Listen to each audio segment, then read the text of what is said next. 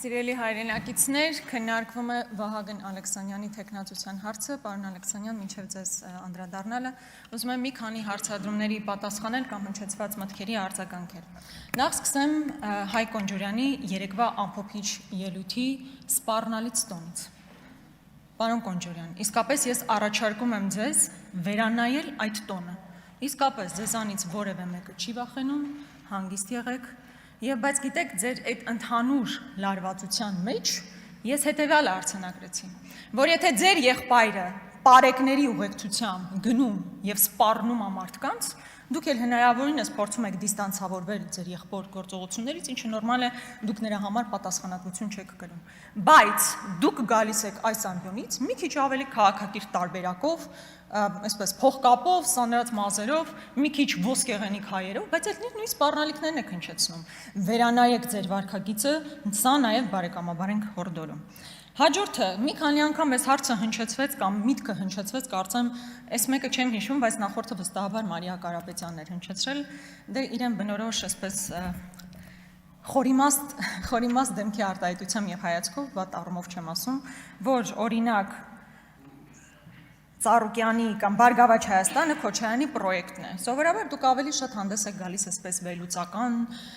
բանով, հա, վերլուծական հայացք ուղղելով ինչ-որ իրադարձությունների, սա սովորական բամբասանք է։ Բայց մինչև հասնել այստեղ մեծ հարցադրումներ հնչեցնել, ձեր խմբակցությունում կա հարգարժան Սերգեյ Բագրատյանը։ Մինչև հասնեք այստեղ այսքան երկար տևի այդ հարցադրման հետևից գնալու ձեր ճանապարհը, պարոն Բագրատյանի մոտեցեք, ինքը ամենայն մանրամասնությամբ եւ խորությամբ կարձագանքի դա նախագահ Քոչարյանի պրոյեկտն է, թե չէ, ինչը բնականաբար այդպես չի, բայց թե ինչու են ձեր գործընկերներն այդպես պնդում, որևէ մեկը չգիտի։ Բայց թե ինչու ենք մենք խոսում Ծառուկյանի մասին, նրա բիզնեսների խլման մասին, շատ պարզ պատճառով, որովհետեւ նախ եւ առաջ դուք գողացել եք մեր հայրենակիցների 60,000 ձայնը, վոտատակ եք տվել, անարգել եք մարդկանց ազատ քվեն, նախ եւ առաջ դա ենք մատնանշում եւ երկրորդը իհարկե ձեր գործողությունները մասնավոր իրավունքի ոտնահարում է, ինչը չի կարող ազդել մեր միջազգային վարկի վրա։ Այսինքն մենք հիմա մտածում ենք, չէ, որ միջազգային ներդրող պետք է գա Հայաստանի Հանրապետությունում։ Բա որ նայում են մեր երկրում ինչա տեղի ունենում, օրը ցերեկով իմիջիայլոց ժամանակ առ ժամանակ ասում են, չէ, այսինչ օբյեկտը ստրատեգիական նշանակության օբյեկտ է։ Իսկ կարող է մուլտիվելնեսն էլ էր ստրատեգիական նշանակության օբյեկտ, որ խլեցիք։ Դրա ստրատեգիական նշանակությունը որն էր։ Բիզնես էր, խլեցիք ուղղակի այդ բիզնեսը։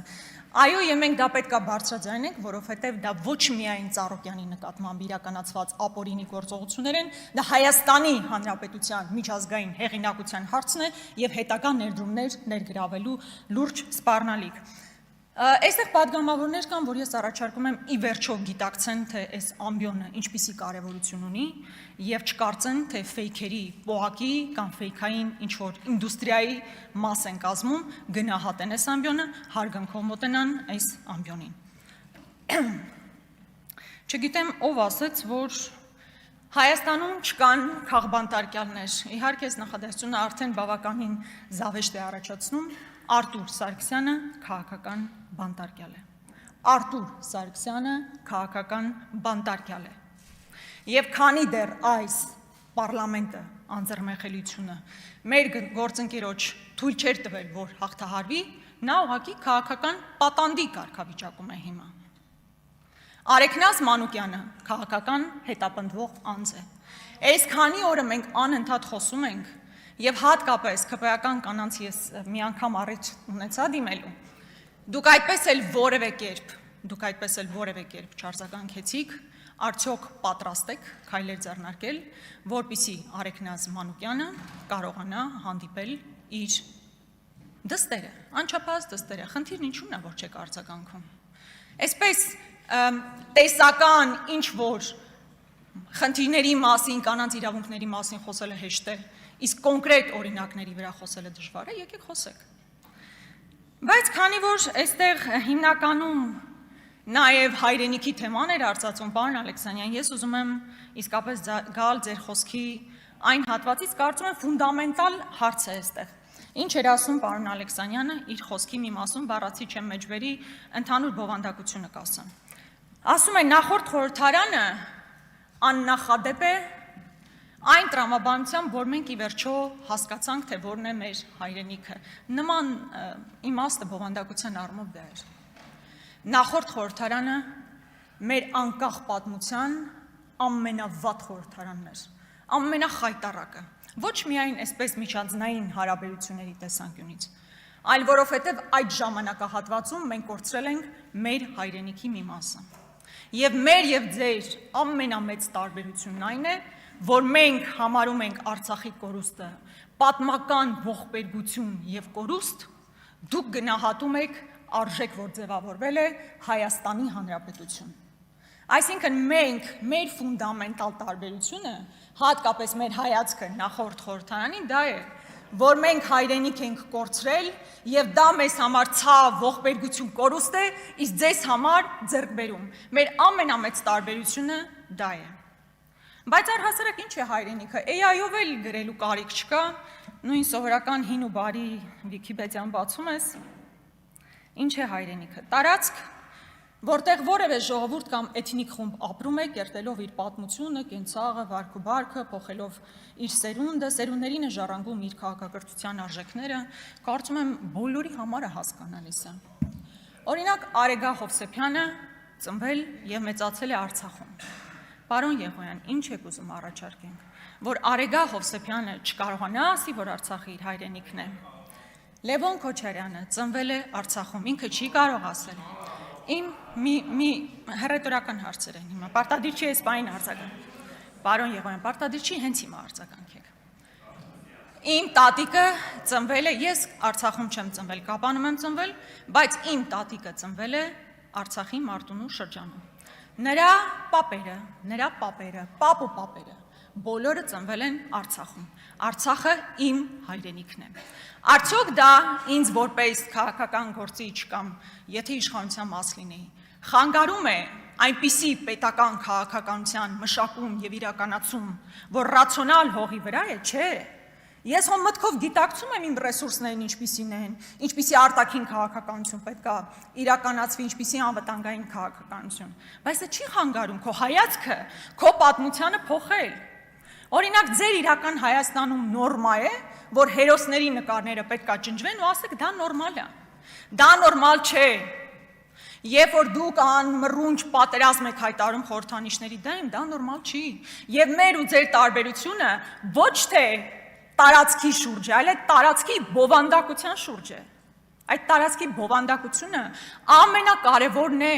որովհետև ես կարծում եմ օրինակ Արցախի հերոսամարտը պատմական հաղթանակ էր, ձեռքբերում։ Դուք օրինակ կարծում եք, որ դա եղել է սխալ, ճակատագրական սխալ։ Սա բովանդակության փոփոխություն է, պատմության նկատմամբ հայացքի փոփոխություն է։ Կամ խորհրդանիշները։ Հիմա Արարատի դեմ պատերազմ եք վարում, դա մեզ համար խնդիր է։ Ես որևէ մեկի համար երևի գաղտնիք չի, Խոստուպը ինձ համար ինչքան կարևոր լեռ է։ Այդ կարևորությունը Խոստուպը չունի հավանաբար ձեզ համար։ Խոստուպը մեր բոլոր լեռներից հավանաբար ձեզ համար հերթականն է։ Ինձ համար հերթականը չի։ Արագածը ինձ համար Հայաստանի ուղղակի ամենաբարձր սարն է։ Իսկ Արարատը հայ ժողովրդի, հավաքական հայ ժողովրդի խորհրդանիշն է։ Ու չի կարելի խորհրդանիշները